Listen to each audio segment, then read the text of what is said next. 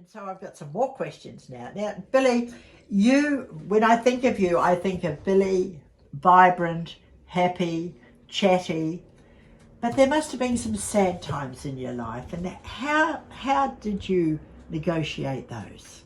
I cried. Publicly or? I cried, no. No. I had a shower. I used to have showers, and referring to my dear husband who left me, we'll talk about that openly.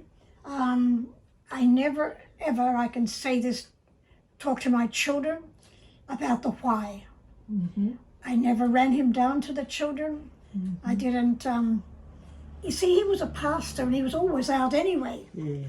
And when he would go out, I just thought he was out on business, and so that's okay. So when the time came and he left me, because he left the children too, but before God, I can say that he showed me it was between him and me, not the children. I must not put this into the children's minds of anything that I might thought.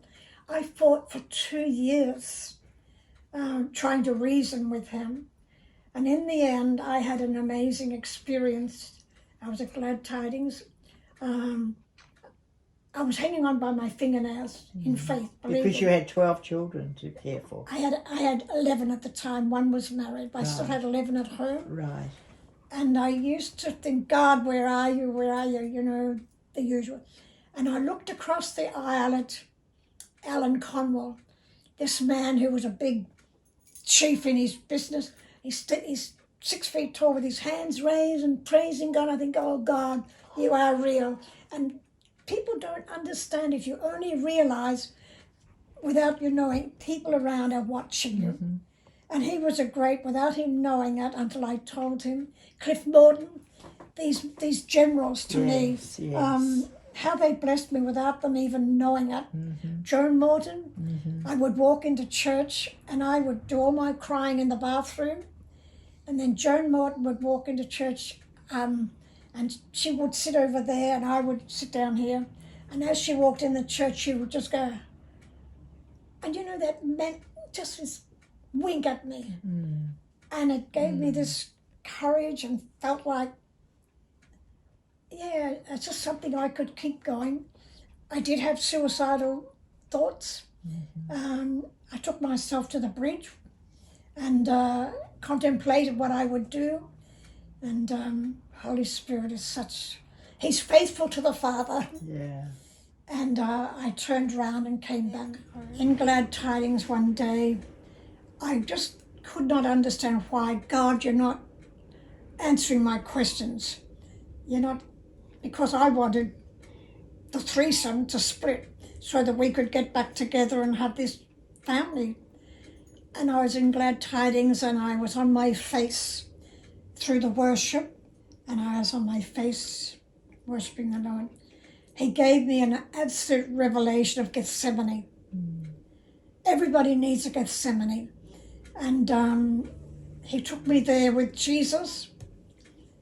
And as I saw Jesus, I saw myself. All that Jesus might have wanted. But God is God.